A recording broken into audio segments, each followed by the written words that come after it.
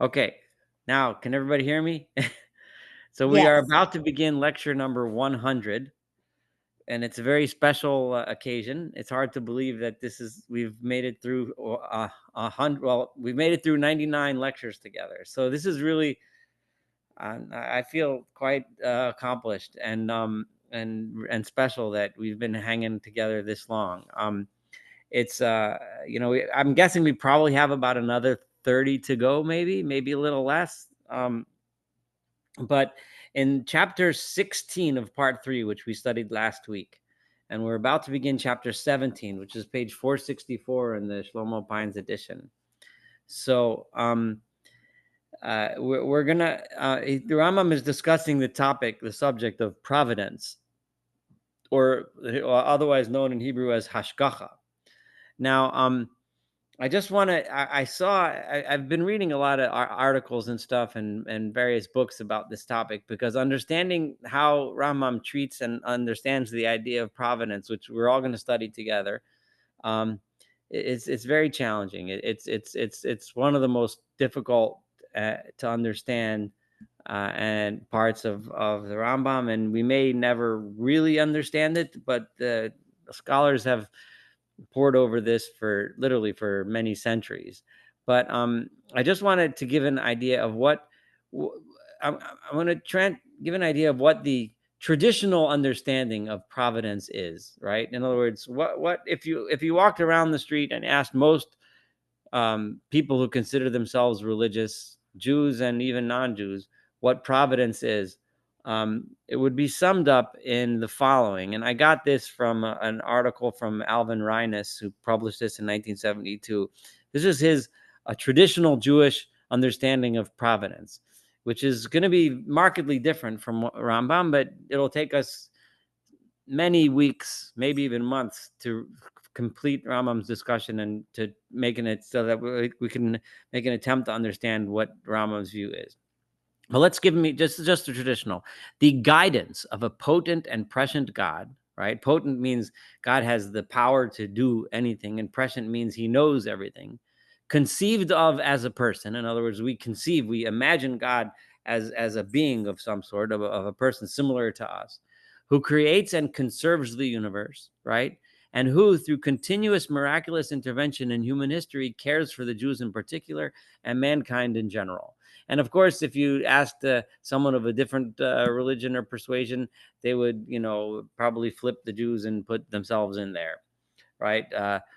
So I think that roughly corresponds probably with what most of us thought providence is, sort of.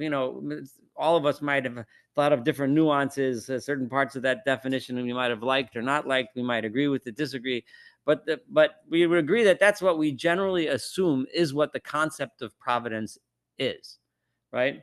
So again, in plain English, providence then is a God who knows everything that's going on with us in our lives and intervenes, right? So much, and intervenes based on God's notion of what's right and what's fair or what's just, or whatever word terminology you want to use. And that would be most people's understanding of Ashkacha. And I think that most of us ourselves have went in our lives and seen things happen. And when we see these things happen in certain ways, we assume to ourselves that it's God that made it happen in this way, and we learn something from it, either or adjust the way we live based on it. And that would be a general understanding of providence. Um, now, the the that let's let that would how we would understand providence in general. Now, as we study through the Rambam, we're going to get a very, very different understanding of what providence is and what providence isn't. And again, providence in Hebrew would be the term hashgacha, for those that are more familiar with that term. So just a reminder, in chapter 16, Rambam mentioned the opinion of the philosophers, of unnamed philosophers, who concluded, because when they had a sense of justice, right? In other words, they had a sense, you and I have a sense of what's just, right? We think that a guy who steals, a flat screen TV from Walmart, right, probably doesn't deserve to have the pleasure of watching the Super Bowl on his big flat screen TV in his living room, right? Because that's not just, right? So we have this idea of justice.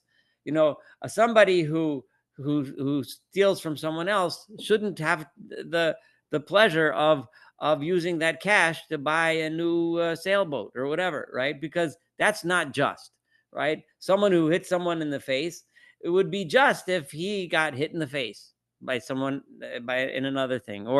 And it's not just for a person who's innocent to suffer. We have ideas about justice, right? And we look at the world and we don't see it corresponding to those ideas, right? So then those people that Rama mentioned in chapter 16 had to conclude that there must be some limitation in God's knowledge of what's actually going on.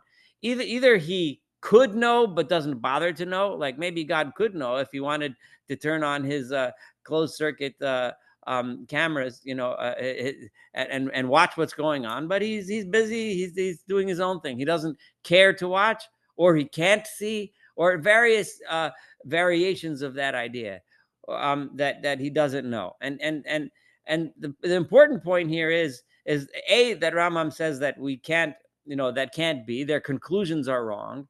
B, their conclusions, they're not just wrong. They're wrong, A, because the Torah teaches us that it's wrong, but also because philosophically it makes no sense. In other words, they tie themselves into pickles.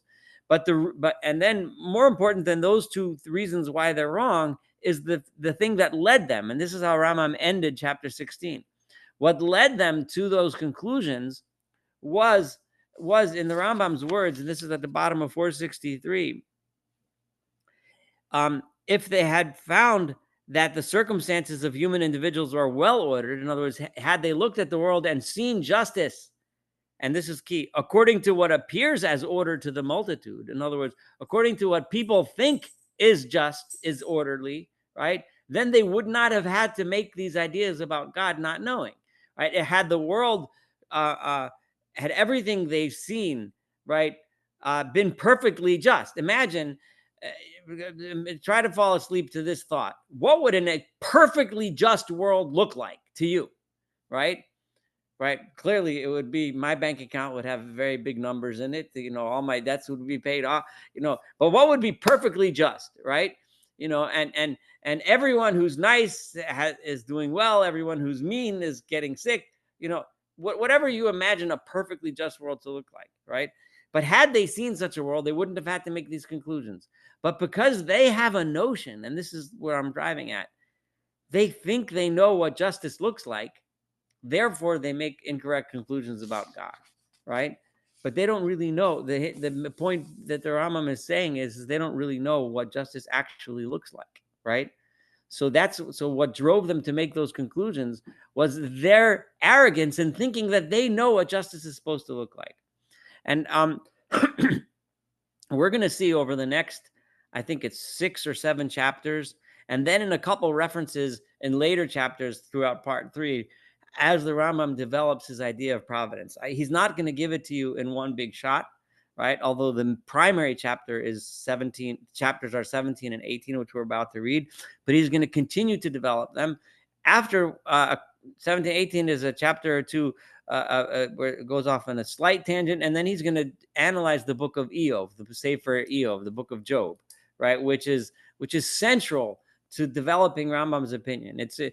I do recommend, and of course, reading and studying Sefer Eov because it's a shame that the Sefer Eov isn't studied more often in traditional Jewish circles, because it's really it is the book of the Bible, right, of the Torah, which teaches the Torah's approach to theodicy, the Torah's approach to why good people suffer and bad people sometimes don't suffer.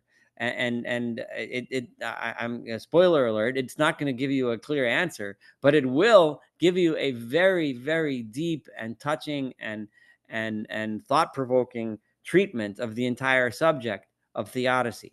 So the Rambam is going to, of course, go into his analysis, and a lot of the Rambam's conclusions he is going to reflect when he discusses his analysis of Eov. So all of this is serving as an introduction to chapter 17, which we're about to begin. So keep in mind what I just told you about chapter 16 and what we studied last week, and let's start chapter 17. And let me also point out that Rambam mentioned in the last chapter that he was quoting from Alexander of Aphrodisias. Alexander of Aphrodisias was one of the early philosophers, and he actually the upcoming analysis that the Rambam is about to do in chapter 17, it comes directly from Alexander's own analysis of this subject. And Shlomo Pines, the one who translated the translation from which I'm reading, he wrote a whole analysis showing how this comes straight from Alexander, but the Rambam actually did attribute it to him, so it shouldn't come as a surprise. So the opinions of people, and I'm about to begin page 464, chapter 17. The opinions of people about providence are 5 in all. So there's 5 basic opinions that are out there in the world about providence, and all of them are ancient. I mean, they are opinions that have been heard at the time of the prophets, since the true law has appeared that has illumined all this darkness. In other words, none of these are new. These have been around for a long, long time. They preceded Aristotle too by thousands of years. They preceded, they've been around ever since the Torah came to be, and people started talking intelligently about subjects like this. So the first opinion, and this opinion is certainly many of us have heard people state this opinion, is the profession of those that consider. I want to make one more introduction. I'm sorry. Remember the theme of this entire book, the Guide for the Perplexed, right? What are we perplexed about? If we go back all the way to the first lectures that we had in the beginning, Rambam's introduction to the book, right? There's 2 areas of thought, right, which the Rambam is trying to help us get through our perplexion about, right? There's the Torah, right, and what we learn from the Torah, what we learn from the prophets, right, about what's truth, right? And there's philosophy slash science slash logic slash observed truth in the world, right? Depending on right, which leads, and sometimes those two, very often those two seem to clash, right? That's the perplexion that Rambam is dealing with. So when he's going to discuss these 5 ways of understanding providence, he's going to analyze all them by both of those, the measuring sticks, right? Does it measure up to logic and philosophy? And if it doesn't, he's going to chuck it in the garbage can. Does it measure up to what the Torah teaches us? If it doesn't, he's going to chuck that in the garbage can. And he's going to be trying to develop a theory, an idea of providence that matches both. That's both philosophically sensible and makes sense and works, right? On the one hand, but also is consistent with the values and the ideas that the Torah teaches us. And remember that, because we're going to see how he throws the opinions in the garbage based on one or the other or both, okay? The first opinion is the profession of those that consider that there is no providence at all with regard to anything whatever in all that exists. Forget this whole idea. Just who needs that? There's no providence. God doesn't know what's going on. Maybe God doesn't even exist, right? Because for this particular opinion, God doesn't even have to exist, right? But if he exists, he doesn't know, he doesn't care. Maybe he could intervene, maybe he can't, but it doesn't really matter, right? So that everything in it, the heavens and things other than they, has happened by chance. The world just happened to be this way because it just happened to come out this way, right? And in accordance with the way things were predisposed, right? They basically, in other words, based on the rules of science that dictate that this is how matter should be, right? And it just happened. And there is no one who orders, governs, or is concerned with anything. There's no God that cares what we do. There's no God that knows what we do. And there's certainly no God that controls anything that happens in this world. This is the opinion of Epicurus, right? Of the philosopher Epicurus, famous for a lot of things, but for this idea, right? Whether there is or isn't a God is irrelevant to this philosophy, but an atheist would definitely fit into this category. He also professes that there are atoms and holds that they mingle according to chance, and that what is generated out of them is generated by chance. That's the theory of atoms, which the Greek philosophers argued about And Rambam vehemently does not agree with the idea of atoms. Now, it's not atoms in the way you and I think of atoms. This particular idea that matter is made up of tiny, tiny particles is an idea which has its birth to some degree in this philosophical origin, which happens to be one of the few true things that came out of this idea. But the point here is not whether or not there's atoms. The idea is that it's chance. Whatever it is, it's chance. Those in Israel who are unbelievers also profess this opinion. They are those of whom it is said in Yirmiyahu, they have belied the Lord and said it is not he. In other words, they have claimed that God has nothing to do with what's going on in this world. He's not here. He doesn't care. He doesn't know. Finished. Aristotle has demonstrated that this opinion is inadmissible. It can't be that God doesn't have any active involvement in this world, right? And in other words, the Rambam accepted that philosophically this view has been disproven. Nowadays, this would not be true, right? Because there's certainly philosophers today who would say that no, there is no God, and everything runs the way it runs because that those are the scientific rules. And that in the contrary, there is someone who orders and governs them. Aristotle has established, according to Rambam. So this he is throwing out because of two reasons, right? He quoted Yirmiyahu, Jeremiah, right? The Torah that tells us that it's the bad people who think that God is not involved. And also from Aristotle, in other words, from science and philosophy, it's been proven that this opinion is gone.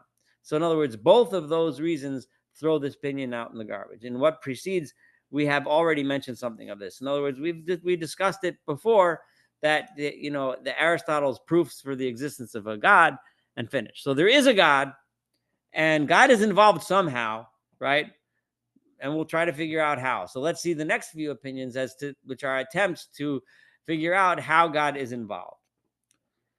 So the second opinion, and I'm going to explain this one outside before I read it inside. Okay, the idea of Aristotle, as per the way Rambam presents it, whether or not this is actually what Aristotle said, is debated by Aristotelian scholars. But the Rambam was certainly an important Aristotelian scholar himself, and this is the way Rambam is presenting Aristotle's own view of providence, right? And I'm gonna say it outside, and then I'll read it inside. So the idea is like this. Remember that it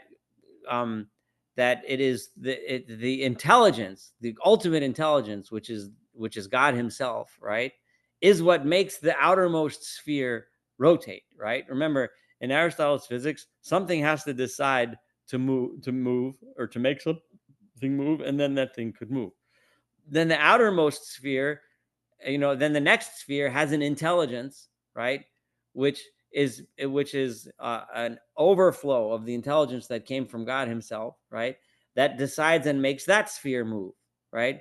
And then that intelligence overflows to the next sphere, which decides and makes that sphere move, and so on and so forth, down all the spheres within which the planets are embedded, until you get to the sphere of the moon, right, which also has an intelligence that makes the sphere of the moon move. Now, everything below the moon, though, right, is the world that you and I see, right? The world that you and I live in, the world of human beings and cats and dogs and cows and trees and fish and so on and so forth, right?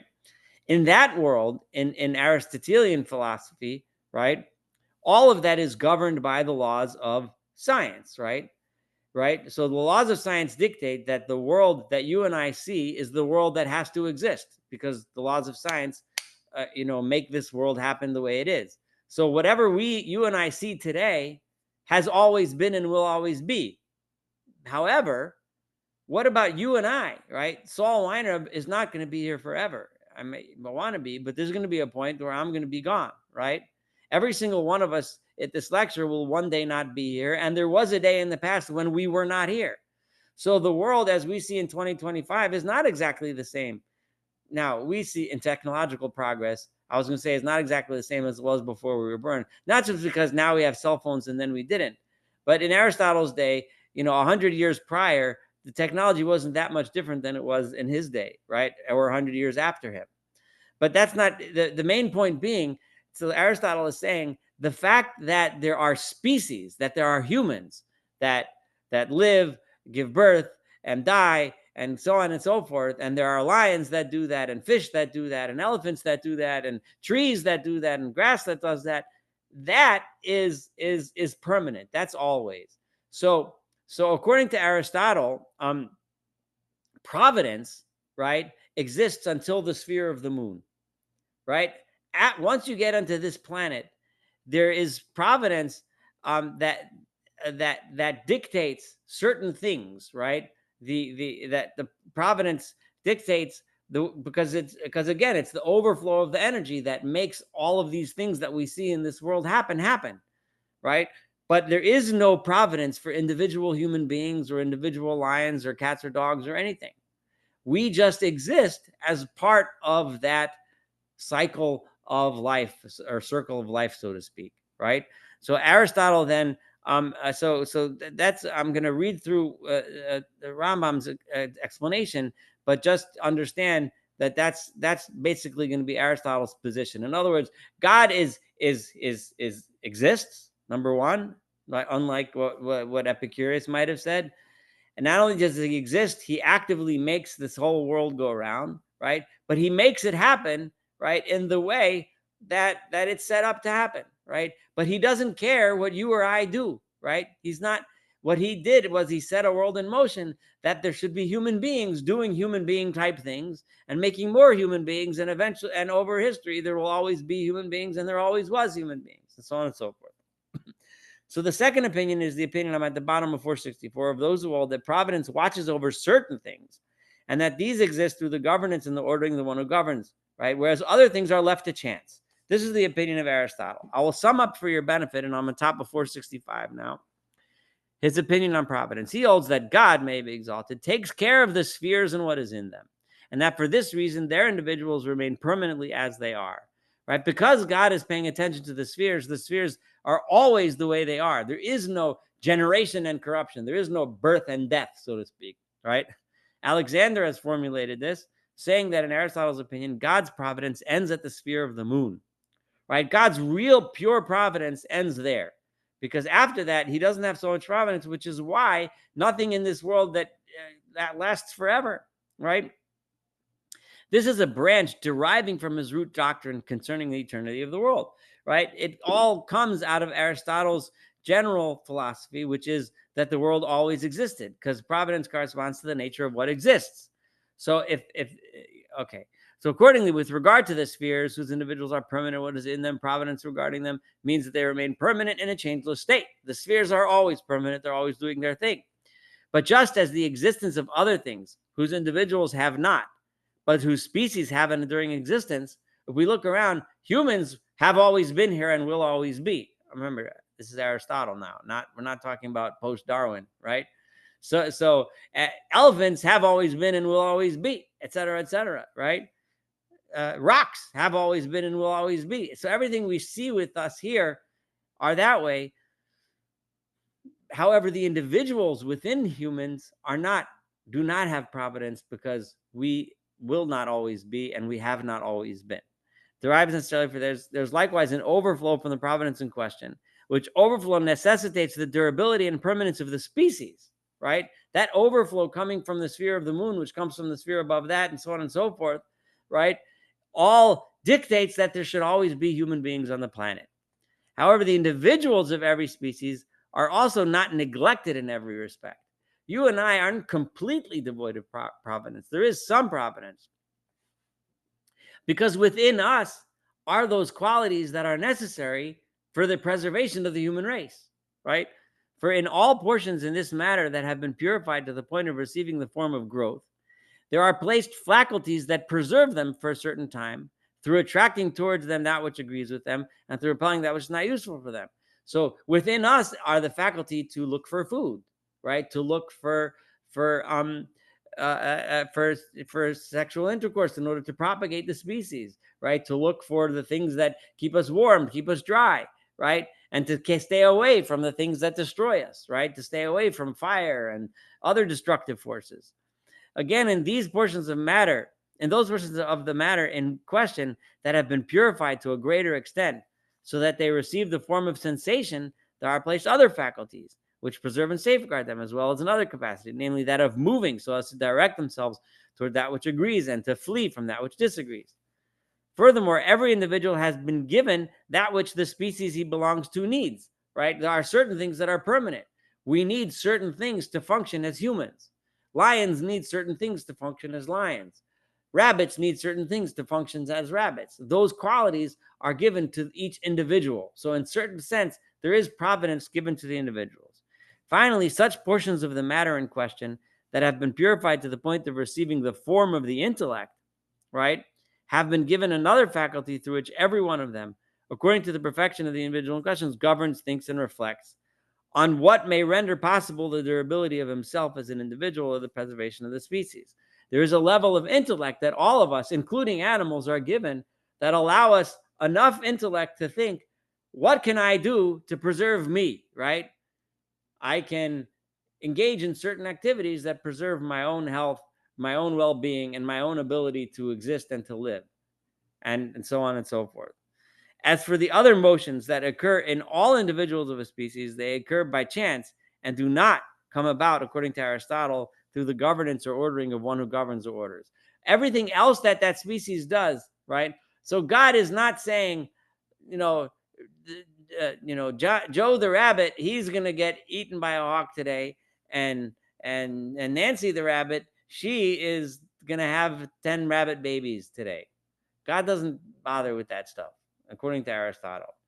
God did put into Nancy the rabbit the desire to propagate and have 10 baby rabbits.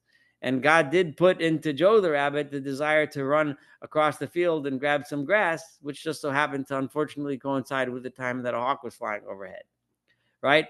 But there's no God saying, according to Aristotle, that this rabbit's getting eaten and that one not. It's all happenstance. It's chance, right? Now those drives and the idea of I'm going to go out and eat some grass today that arrived in Joe's head, that's something that's innately given to him because that's what rabbits do. For instance, if a hurricane or a wind of less than hurricane force should blow, it would indubitably bring some leaves of a particular tree to fall, break a branch of another tree, topple a stone from a certain fence, raise up the dust so that it covers a certain plant and causes destruction, and agitate great waves in the water so that a ship that is there would founder, and so that all the people that are on board, or at least some of them, would be drowned. Right? So that's the nature of the world. The nature of the world is that storms happen and these things happen, right? It's the nature of leaves to get blown off and branches to break and ships to get thrown around in big waves. So consequently, according to him, there is no difference between the fall of the leaf and the fall of the stone on the one hand, or the drowning of the excellent and superior men that were on board the ship on the other. Now, here's the key thing that he's saying. So according to Aristotle, then, right, the drives that you and I have are given to us by providence, so to speak.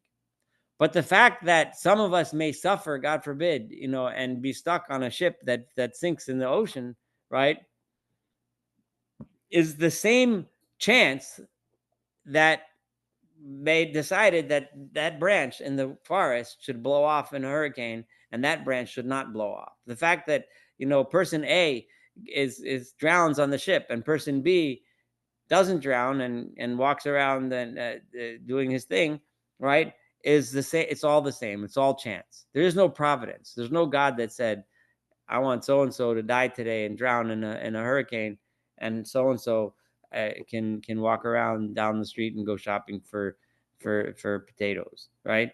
So similarly, he does not differentiate between an ox that defecates upon a host of ants so that they die, right, or a building whose foundations are shaken upon all the people at their prayers who are found in it so that they die. So whether an ox poops on a bunch of ants and kills a bunch of ants, or an earthquake destroys a synagogue full of people praying and kills them all, it's the same chance, according to Aristotle. And there is no difference, according to him, between a cat coming across a mouse and devouring it, or a spider devouring a fly, on the one hand, or a ravenous lion meeting a prophet and devouring him on the other, or a lion coming and eating a human being. It's all the same. It's all just the way the world happens. To sum up, the basis of his opinion is as follows. Everything that, according to what he saw, subsisted continuously without any corruption or change of proceeding at all. So anything that's permanent. In other words, basically that means in modern parlance, that would sound like any rule of science, right? Right? Newton's laws of physics, they're laws of physics. I know that now with subatomic physics, it's changed, but on the level that they're meant to work, they work. That's how physics works, right? Those laws are built into science, and those laws are providence, because God is what is making it all happen, according to Aristotle, right? So in Aristotle's cosmology, it was the states of the spheres, or that observed in a certain orderly course, right? Only deviating in anomalous cases, as for instance, the natural things, was said by him to subsist through governance. God is the one who decides and makes these rules and makes the world work the way it works. However, anything does not subsist continuously, like me and you, right? You and I, we don't know, God, one day we're going to meet our end. We don't know how that's going to be, right? None of us know if it's going to be on a ship in a hurricane, or God forbid, from an illness or any tragedy, or just old age, or whatever it is. We don't know. But whatever it is, but because our existence isn't permanent, right? The chance of my going away and the rabbit getting eaten by a hawk, or the branch falling, is all the same. So in other words, for instance, the circumstances of individuals of every species of plants, animals, and man are said by him to exist by chance, and not through the governance of one who governs. He means thereby that they are not accompanied by divine providence. And he also holds that it is impossible that providence should accompany these circumstances. It makes no sense. It can't be, right? According to Aristotle, that providence should accompany these circumstances, right? Because if providence did, it would be permanent, right? According to the philosophy of Aristotle, if God, the creator, was making it happen, then it would always happen, because it has to be. Remember, the rules of science have to function the way they function. And according to Aristotle, they always functioned that way, and they always will function that way. So if that's the case, it can't possibly be that you or I, that we're not permanent, could possibly have any providence related to us. This is consequent upon his opinion concerning the eternity of the world, which I just explained, and the impossibility of that which exists being in any respect different from what it is, again, which I just explained. Now, those who, and this sentence is the end of his discussion of this opinion, but it is where he's going to say how he knocks out this opinion. Interestingly, remember, opinion number one was knocked out both by saying it was philosophically made no sense, and it does not consistent with the Torah. Aristotle's opinion, most notably, the Rambam is going to say, those who deviating from our Torah, and I'm translating law as Torah, believed in this opinion were those who did believe in this opinion were those who said the Lord hath forsaken his earth, right? Right? God doesn't care about what's going on, and that's a quote from Yechezkel. Now, so in other words, the Rambam knocks out the Aristotelian opinion, or his presentation of Aristotle's opinion, by saying that it's not consistent with the Torah, right? It's just not consistent with the Torah, right? Why? Because none of it fits, right? The Torah is based on the idea, right, that there's such a thing as reward and punishment, right? There's such a thing as human choice, right? We can choose to do good, we can choose to do bad, we can get rewarded, we can get punished. There's an idea of God's justice, right? So it simply doesn't fit. So interestingly, though, Rambam is okay with Aristotle's opinion on a philosophical level, but he's saying for those of us that are reading this book and we're perplexed because we're trying to reconcile Torah and philosophy, right? Aristotle's opinion is a no-go, right? Is a no-go for those that believe in the Torah. Okay, so now he's had so far two. He mentioned there's going to be five. So we've knocked out two, and it's already, we're more than 2/3 past our time. But we'll continue, and we're going to do the third opinion, and that's probably where we're going to end. Okay, tonight, I mean. And I'm telling you, and you have to buckle down for a long haul here, because to really do Rambam's understanding of providence / theodicy, etc., it's going to take us several months, especially since a whole bunch of Wednesday nights coming up are going to be either Rosh Hashanah or Sukkot or whatever. So we're going to be missing a few weeks. So we're going to be doing this for a while. But everything builds on everything. So pay attention and hear him out. Even the things that he rejects are important to understand, so that we understand how he builds what he's going to build as his idea of providence. So now I'm on 466, the second paragraph, the third opinion. The third opinion is opposed to the second opinion. They don't like this opinion of Aristotle, right? Who said that anything that's not permanent is only subject to chance completely. Being the opinion of those who hold that in all that exists there is nothing, either among universal or particular things, that it is in any respect due to chance. There's no such thing as chance.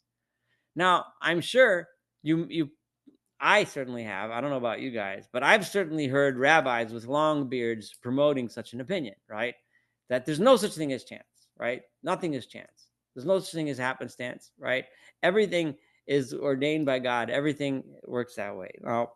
Now take that idea to the extreme, and you're going to get this third opinion that Rambam is about to lay out to us, and he's going to tell us what the absurdities are to such an opinion. But let me give the Rambam a chance to do that. So nothing is due to chance. Everything comes about through will, purpose, and governance. Everything that happens in the world happens because God wants it to happen that way, and God makes it happen that way, right? And there's a reason why he wants it that way. So will, right? God wants, so to speak, it to happen a certain way. Purpose, God has a reason for it happening that way. And governance, God makes it happen that way, right? Those are three different concepts, but closely related and all involved in this third opinion. Now it is clear that everything that is governed is also known. Now, the fourth step is, well, if God is doing it, right, then clearly he knows about it, right? So if the famous tree in the forest falls and no one's there to hear it, well, God was there to hear it, and he wanted that tree to fall for whatever reason he had for that tree to fall. Okay? This is the opinion of the Islamic sect, the Ashariya. I don't know much about Islamic philosophy or Islamic history, or how accurate Rambam's description of this Islamic school of philosophy is, but that's not relevant really for this discussion. But the Rambam is attributing this opinion to this Islamic sect, that they felt that God is doing everything. Now, the problem is, your mind's already clicking as to what the problems are with this theory and how there's going to be problems. What are they? Let Rambam tell us. Great incongruities are bound up with this opinion, right? A lot of it does not make any sense at all, right? So you should, antennas go up. The Rambam is attacking this from a philosophical perspective, not yet a Torah perspective. He's saying philosophically, this just doesn't hold water. It doesn't work. And those who hold it are burdened with them and obliged to accept them.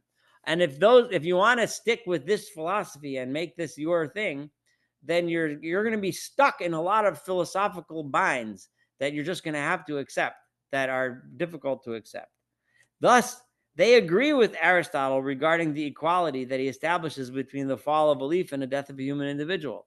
If God is doing everything, if God cares about every leaf that falls in the forest, and he's declaring that leaf should fall in the forest, and God also is the one who, God forbid, takes away a loved one early for a death through cancer or something terribly tragic like that, God is doing all of it. So it's all the same, right? Just like Aristotle said it's all the same by chance, these guys are saying it's all the same because God is doing it all. They say this is so, but the wind does not blow by chance, for God sets it in motion.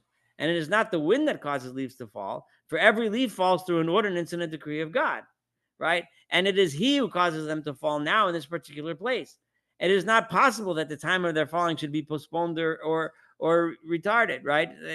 It's every leaf falls in exactly the right place at the right time and the right speed, right? And so on and so forth. Nor is it possible that they should fall in another place than this. For all this has been everlastingly decreed. Every single thing that happens, God is doing, and he makes it happen in exactly this way, in exactly the way it happened. So, and if you believe this, then the incongruity number one is there's then no difference between what God is doing in our lives and what God is doing in the lives of a tree, right? It's all exact, or a rock for that matter, or a rain, or who knows what. It's all exactly the same. So, I mean, right away, that just philosophically and Torah-wise, it just doesn't make sense, right? In consequence of this opinion, they are obliged to think that every motion and rest of animals has been decreed, and that man has in no way the ability to do or not to do a thing. Here you go, right? It takes away the whole idea of free choice, right? If God is declaring every single thing that happens, then you and I are not responsible for our actions, right? Because every if every time, if I, God forbid, somebody goes through a red light and he hits someone in the street, right?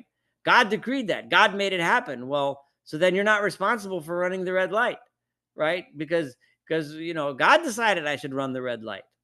Um, it is likewise a consequence of this opinion that the nature of the possible is abolished regarding these matters. So all things are either necessary or impossible, right? So there's no discussion anymore as to what's possible. In other words, what's scientifically possible and what's impossible. Remember how Rambam told us before that God can't do the impossible. Well, if God's doing it all, then it's not even relevant to study science anymore, right? Right? Because whatever happens, God decided it should happen that way, and that's the way it's going to happen. There's nothing you can do to change it, right? They were accordingly. So we've already piled up logical fallacy upon logical fallacy upon logical fallacy that is necessary for one to I see that lots of us have cats jumping all over the place. And my cat decided to change her mind and attack all of my games, but she'll probably come back soon too. But anyway, so they were accordingly obliged to accept this, right? And said that the matters that we designate as possible, such as remember Zaid and Umar, right, are like what you and I would say, Jim and Joe or something, or in the Gemara they call Ruvain and Shimon, right? So Zaid and Umar was Rambam's examples of just two random common male first names. So Zaid standing up and Umar's coming are only possible with reference to us, but that there is nothing whatever possible in them with reference to him may be exalted. Rather, they are either necessary or impossible. It also follows necessarily from this opinion that what the laws entail is quite useless, right? In other words, what Torah tells us to do something, there's no point, right? So first he attacked it from a bunch of logical fallacies and philosophical problems. Now he's attacking it from the Torah, right? If the Torah commands and says you're supposed to, fast on Yom Kippur, but whether or not I fast on Yom Kippur is not in my control, then how could the Torah command me to do it, right? For the man for whose benefit every law has come, has not the ability to do anything either to fulfill what he has been commanded or to avoid what he has been forbidden. In fact, this sect says, these people that the extreme sect here says that he, with a capital H, may be exalted, willed this, to send messengers they'll answer this question by saying God sent prophets, right, to command, to forbid, to threaten, to give hope, to instill fear, even though we do not have the ability to do anything of our own accord. God just decided to do it. So they'll say, yeah, the Torah says, in their case, presumably the Quran says to do this, do that, right? But meanwhile, we don't have any control, right? It is over what we do. It is permissible that he should impose upon us impossible things, and likewise permissible that having obeyed his order, we should be punished. And if God wants that you and I should do exactly what God told us to do, but still get punished, then that's also what God wants. So this is their way of handling the idea of theodicy, right? It doesn't matter because it's all God's will. It's what God decided, and that's the way it is, right? So if you're suffering and you do everything right and you're still suffering, well, God's will, right? If you do everything wrong and you're wealthy, well, God's will. So once you do that, if that's how you're going to answer every question, then you've just taken the entire purpose and point of living and the purpose and point of the Torah out of existence. So it also necessarily follows from this opinion that his actions may be exalted has no final end, right? Because in the end of the story, right, what's the purpose of it all, right? What's the end result of all this? They bear the burden of all these incongruities for the sake of the integrity of this opinion. In order to stick with the idea that God must be all-knowing and God is in control of everything, as they push this idea to its extreme, it ends up with logical absurdities. You see this often this logical incongruity. When people attribute, they say, like, uh, God did this, and that's why this and this happened, right? So whenever somebody does that, right, the next question is, well, you're trying to tell me that God did this because this and this, right? But how come he didn't do the same thing to the other guy, right? Whether it saved me from some disaster, but the other guy ended up in the disaster, or vice versa, So the problem is, if you try to take it to a logical conclusion, you end up twisting your brain into a pretzel. They bear the burden of these incongruities They go so far as to hold that if we see an individual who was born blind or a leper, you'd see a child, right, born with a congenital anomaly. Although we are unable to say that he might have deserved this because of previous sin of his, we can't say that he sinned. He was born that way. He was born blind. He was born a leper, right? The child was born with the deformity, right? I can't tell you that child is suffering because he did something wrong. He's a child, right? He didn't do anything wrong. He was born that way. So then we should say he has willed this. That's how God wants it, right? And if we see that an excellent man who is devoted to God's worship has been killed through torture, God forbid, a good person, an excellent person who lived a just and righteous life gets tortured, right? We should say he has willed this. And in this, there is no injustice. And you can't claim injustice, for according to them, it is permissible for God to punish one who has not sinned and to reward a sinner with benefits. Their dicta on these matters are well known. So that's the ultimate thing. So the book that you guys bought me, by Len Goodman and Philip Lieberman, they make a note, and Rambam was clearly referencing, here, and fully aware of the fact that that what this could mean on a political level, right? Imagine carrying this philosophy to political level. A guy who's a tyrant can torture whoever he wants and oppress whoever he wants and say it's God's will, right? And God made me in charge because that's God's will, and the corruption that this can lead to is not just absurd, it's horrific. Um, so the logical consequence of the person who claims that every single thing is decreed by God has a logical consequence that, according to Rambam, is unacceptable, right?